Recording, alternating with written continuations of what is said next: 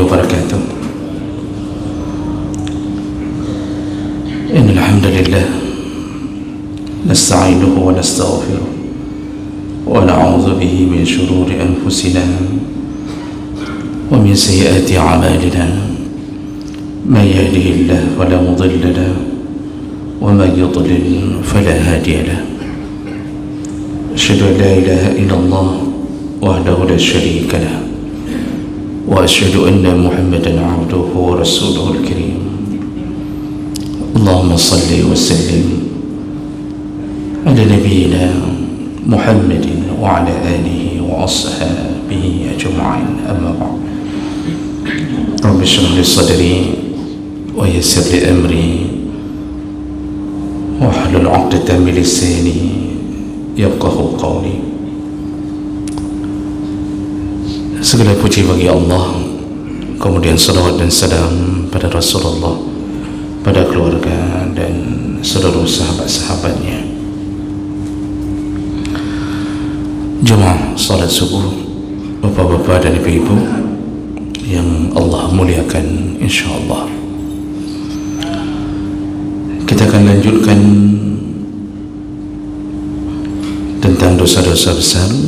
Dan di pertemuan yang lalu kita sudah membahas di antara dosa besar yaitu melakukan ghulul atau khianat, mengambil sesuatu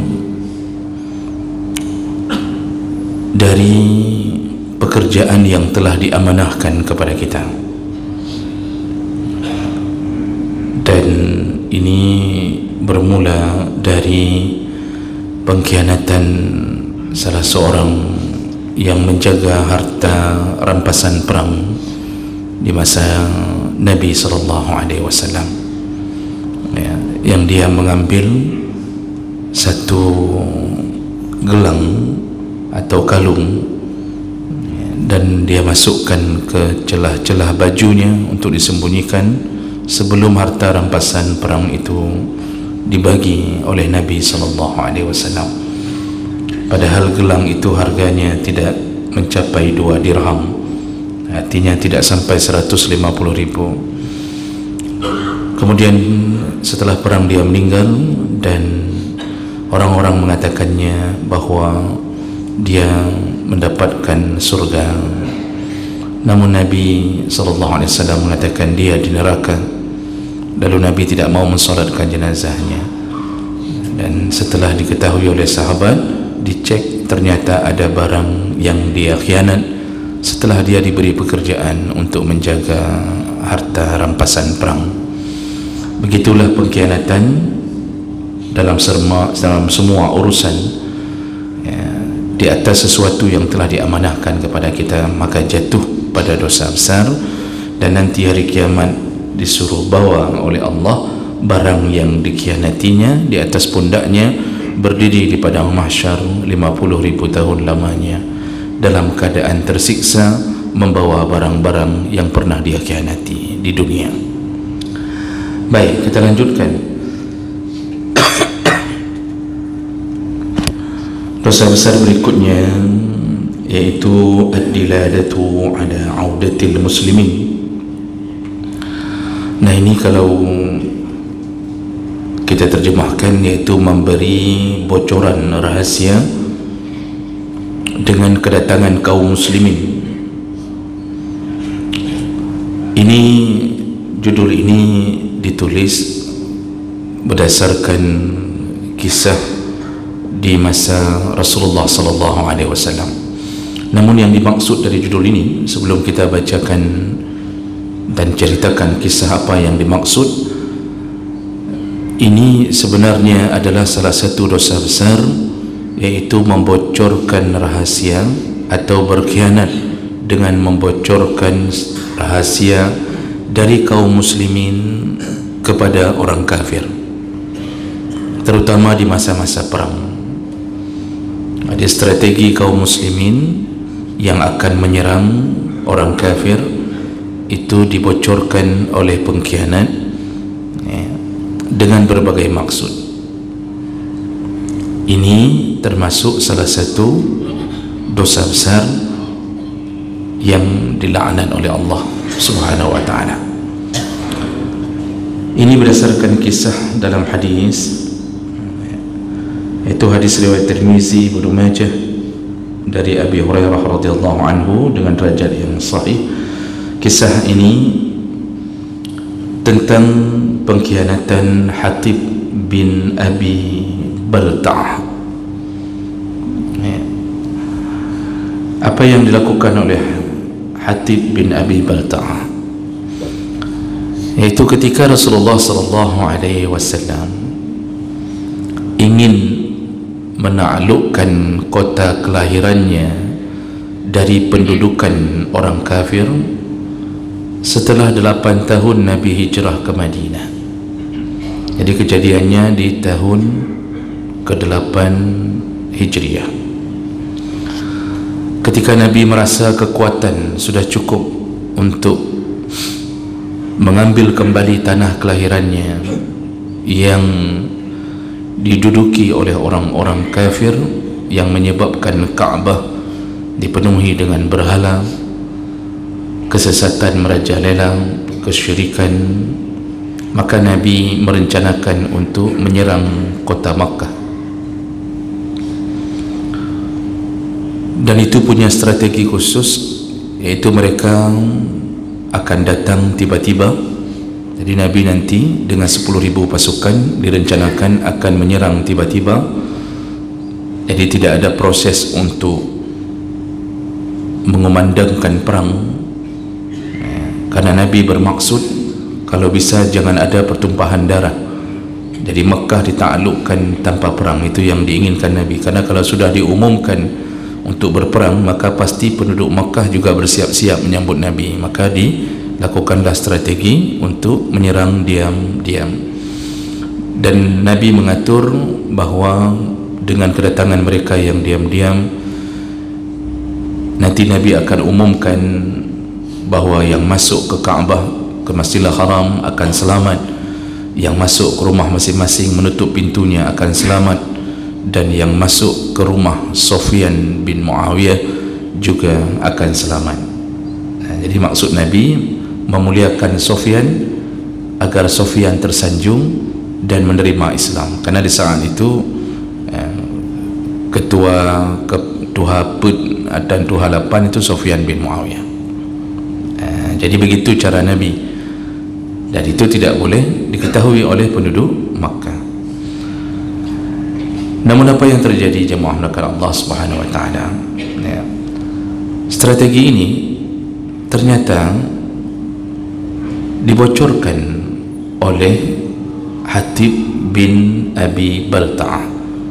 Padahal Hatib bin Abi Balta'ah itu hari-harinya beliau dekat dengan Nabi SAW, dan beliau mengikuti beberapa perang bersama Nabi sebelum itu. Perang Badar beliau juga ikut, perang Badar 1, perang Badar 2, Hatib bersama Nabi SAW. Jadi termasuk orang kepercayaan Nabi SAW. Hatib bin Abi Balta'ah menulis di atas satu surat, yang nanti isi surat itu memberitahukan kepada penduduk Mekah bahawa Nabi akan menyerang kota Mekah pada hari fulan, kemudian di tanggal sekian dan jam sekian. Itu dibocorkan di dalam surat itu. Lalu surat itu dititip kepada seorang perempuan, tidak disebutkan nama perempuan ini dalam hadis. Perempuan ini diberi uang oleh Hatib untuk membawa surat ini kepada para pemuka di kota Mekah. Perempuan ini pergi dengan kuda menuju ke kota Mekah untuk memberi surat ini kepada pemuka kota Mekah. Artinya akan segera bocor bahawa Nabi akan menaklukkan kota kelahirannya. Jibril alaihi salam dengan perintah Allah bertindak. Jibril memberitahukan Nabi bahawa ada seorang perempuan yang disuruh oleh Hatib bin Abi Balta'ah untuk membocorkan strategi Nabi. Kata Jibril, dia masih di jalan, artinya belum sampai ke kota Makkah, maka cegahlah, jangan sampai bocor. Jadi yang memberitahukan itu adalah Jibril alaihissalam. Lalu kemudian Nabi mengutus Ali bin Abi Thalib, kemudian Al-Miqdad dan beberapa sahabat yang lain untuk mengejar perempuan itu. Dan dengan segala kekuatan mereka mencoba menyusul perempuan itu. Akhirnya ditemukanlah perempuan itu di tengah perjalanan, dicegat oleh Ali dan kawan-kawan. Lalu Ali meminta, mana surat yang diberikan oleh Hatib?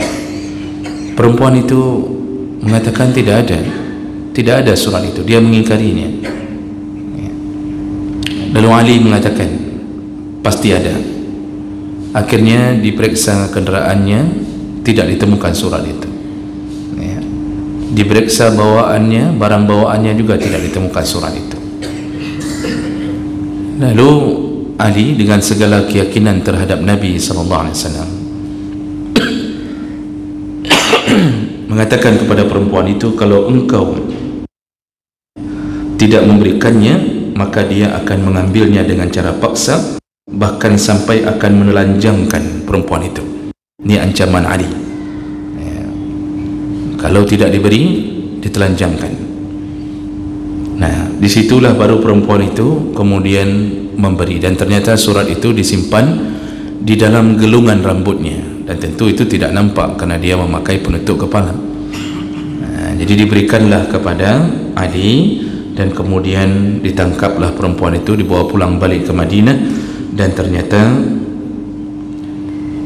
isi surat itu seperti yang sudah kita sebutkan tadi, yaitu membocorkan rahasia tentang maksud Nabi menyerang kota Makkah. Nah, di sini Bapak Ibu yang Allah muliakan, lihatlah bagaimana sahabat yang tidak pernah ragu terhadap Nabi SAW. Padahal itu berita gaib. Nabi tidak ada bukti lain yang menyatakan bahawa perempuan membawa surat. Yang ada cuma keterangan dari Jibril alaihissalam. Namun seorang Nabi di saat itu, para sahabat tidak pernah meragukannya walaupun sedikit pun, sehingga Ali dan kawan-kawan yakin pasti ada. Nabi tidak mungkin berbohong. Seharusnya begitulah kita kepada Nabi SAW. Jadi Nabi ketika mengatakan sesuatu lalu kemudian dimaktubkan di dalam hadis-hadis hari ini, jangan pernah ragukan bahawa Nabi itu akan berbohong, karena semua yang diucapkan Nabi adalah ucapan Allah. Wa ma yantiqu 'anil hawa in huwa illa wahyu yuha. Nabi itu tidak ngomong dengan nafsu. Nabi itu kalau bicaranya dituntun oleh Allah Subhanahu wa taala. Maka coba lihat hari ini mukjizat Nabi yang mengatakan tanda kiamat itu akan terjadi begini, akan terjadi begitu. Semuanya satu persatu sudah mulai nampak. Banyaknya pembunuhan. Lalu para sahabat bertanya, bukankah kita dulu juga banyak membunuh ya Rasulullah, artinya di medan perang? Kata Rasulullah, bukan itu al-haraj, bukan itu tanda kiamat, tetapi terjadinya pembunuhan dari orang-orang yang terdekat dengan korban. Sekarang coba lihat, hampir merata kasus pembunuhan orang-orang yang mengenal korban dan terdekat dengan korban, keluarganya, pamannya. Ini baru-baru ini yang terbongkar kasus Subang, sudah 2 tahun tertutup, ternyata yang melakukannya keluarganya, suaminya, ayahnya, membunuh istri sendiri, membunuh anak sendiri, dan itu terjadi terus berulang-ulang. Apa tandanya ini? Kita mau berakhir di atas dunia. Fase dunia akan segera berganti dengan fase akhirat. Yakinlah kepada Nabi kita Muhammad SAW. Dan banyak kejadian-kejadian yang lain, kebodohan merajalela, ya. Pemimpin yang akan naik adalah orang-orang bodoh yang tidak berilmu, ya. Lalu nanti di depan umum yang paling banyak bicara adalah orang-orang ruwaibidah, kata Nabi, yaitu orang-orang yang tidak ada ilmu tapi diberi kesempatan memimpin umat, lalu dia bicara tentang kemaslahatan umat. Ini tanda-tanda. Lalu kemudian banyaknya pembangunan, ya, walaupun itu rumah ibadah, bukan bermakna tidak boleh bangun, tapi menunjukkan bahawa ketika itu terjadi sudah waktu akan segera datang kiamat. Makanya Ali dan kawan-kawan tadi dan sahabat lain itu tidak pernah meragukan, langsung dia paksa perempuan itu, kalau tidak kasih aku telanjangkan. Padahal tidak ada maksud Ali untuk menelanjangkan, tapi itu gertakannya, karena dia yakin pasti Nabi benar, tidak mungkin Nabi salah, tidak mungkin Nabi memberitahu sesuatu yang telah diberitahu Jibril lalu itu ternyata tidak benar, tidak mungkin. Jadi berikutnya dibawalah surat itu ke Madinah dan dibuka di hadapan Nabi. Ternyata seperti yang kita sebutkan tadi, isinya membocorkan rencana Nabi SAW menyerang kota Mekah. Lalu kemudian dipanggillah Hatib bin Abi Balta'ah. Ketika datangnya Hatib bin Abi Balta'ah, Umar bin Khattab yang memang frekuensinya tinggi dalam urusan emosional ini, beliau langsung begitu melihat Hatib, beliau mengatakan, ya Rasulullah, da'ni adrib unukahu, izinkan aku sembelih lehernya, aku poh mati. Itu Umar. Makanya hari ini kita kalau melihat kemungkaran ada yang seperti Umar, jadi kita langsung ingin menghabiskan.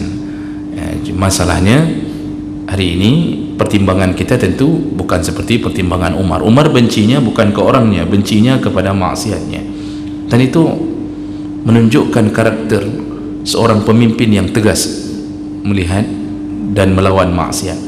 Makanya kenapa orang Islam hari ini dengan kafir itu ada rasa takut, kemudian banyak pertimbangan. Kalau menyerang Israel nanti kembali diserang oleh Amerika, diembargo macam-macam, nanti tidak mau dibuka, tidak mau diberi saham ke negara ini kalau keadaannya kita bermusuhan dengan ini dengan itu tipikal bukan Umar bin Khattab. Makanya ada ulama yang mengatakan bahawa tidak akan menang Islam kecuali ada pemimpin yang punya tipikal seperti Umar bin Khattab. Jadi pertimbangannya kuat, kebenciannya terhadap maksiat kuat, kecintaannya terhadap Allah penuh. Disitulah rida Allah turun, lalu kemudian mulailah terjadi penyerangan terhadap kafir, dan itu dilakukan oleh Umar. Di masa Umar Romawi runtuh, di masa Umar Persia ditaklukkan. Itu dua negara besar, legend, dua negara yang berdiri ratusan tahun, takluknya di masa Umar bin Khattab. Kenapa? Kepemimpinan Umar.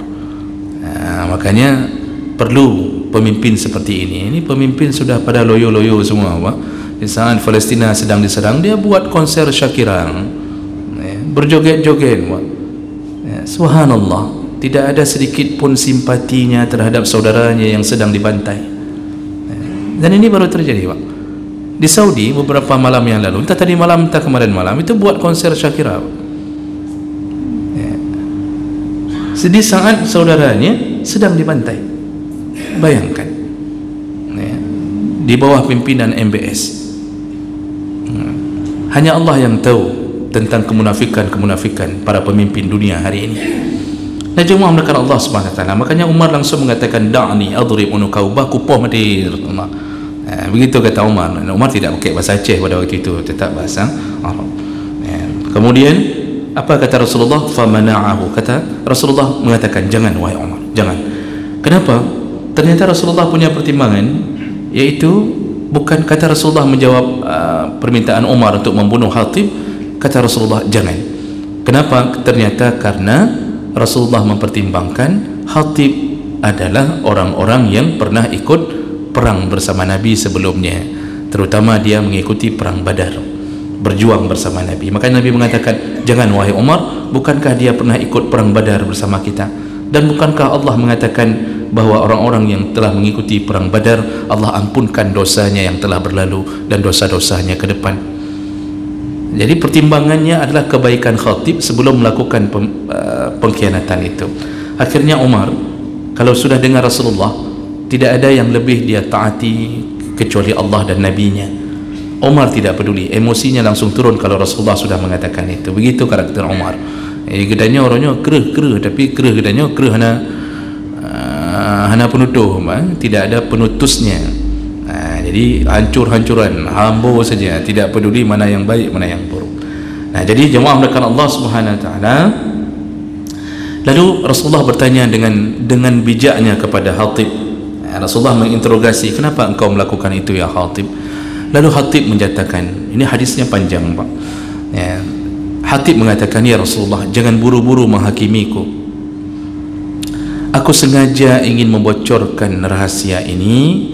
Aku berharap agar isteri dan anakku yang masih berada di kota Mekah, rupanya yang hijrah cuma Hatib, isteri anaknya masih di Mekah. Aku berharap dengan aku membocorkan ini, para petinggi-petinggi kota Mekah mau melindungi isteri dan anakku, sedangkan kalian semua punya keluarga di sana. Semua sahabat yang ada di Madinah, kalian masih punya keluarga yang bisa melindungi keluarga yang lain. Aku tidak punya siapa-siapa di kota Mekah, kata Hatib. Aku ini diangkat oleh para pembesar kota Mekah menjadi salah satu anak mereka. Hari ini kalau diserang, kalau menyerang kota Madinah, maka aku khawatir anak isteriku terbantai oleh mereka, karena dianggap bahagian daripada keluarga kaum muslimin. Maka aku ingin dengan aku membocorkan, semoga mereka menyayangiku karena dianggap telah membantu mereka. Ternyata itu keinginan Khatib. Setelah Rasulullah mendengarkan motif dan modus daripada Khatib, Rasulullah kemudian memaafkan Khatib. Ini jemaah melakukan Allah tentang pengkhianatan di masa Nabi. Namun cerita ini kemudian tidak diketahui oleh penduduk Makkah. Maka berhasil Nabi menaklukkan kota Mekah tanpa perang. Setelah kejadian itu tidak lama turunlah ayat, iaitu surat Al-Mumtahanah ayat 1. Apa kata Allah? Ya ayyuhalladzina amanu la tattakhizu aduwi wa aduwakum awliya. Wahai orang-orang yang beriman, janganlah engkau menjadikan musuhku dan musuh kalian sebagai pimpinan, sebagai pelindung, sebagai teman setia kalian. Ditegur oleh Allah. Allah menegur Hatib dengan mengatakan, jangan engkau menjadikan orang kafir, yaitu musuhku dan musuh kalian, sebagai orang-orang yang akan melindungi kalian atau menjadi pelindung kalian. Kalian angkat menjadi teman baik kalian. Tulquna ilaihim bil mawaddah. Lalu engkau bermesra-mesraan dengan mereka, engkau berkasih sayang dengan mereka. Waqad kafaru bima ja'akum minal haq. Padahal mereka telah kafir dari kebenaran yang engkau bawa. Yukhrijuna rasul wa iyyakum an tu'minu billah. Ingat-ingatlah, mereka lah yang telah mengusir Rasul Allah. Jadi bahasa ini menunjukkan Allah marah. Tapi walaupun Allah marah, Allah masih memanggil ya ayyuhalladzina amanu. Artinya Khatib dianggap masih beriman, tapi pengkhianatannya ditegur Allah. Allah mengatakan, kenapa engkau khianat? Engkau ingin memberitahukan orang-orang kafir tentang strategi yang dimiliki oleh nabimu.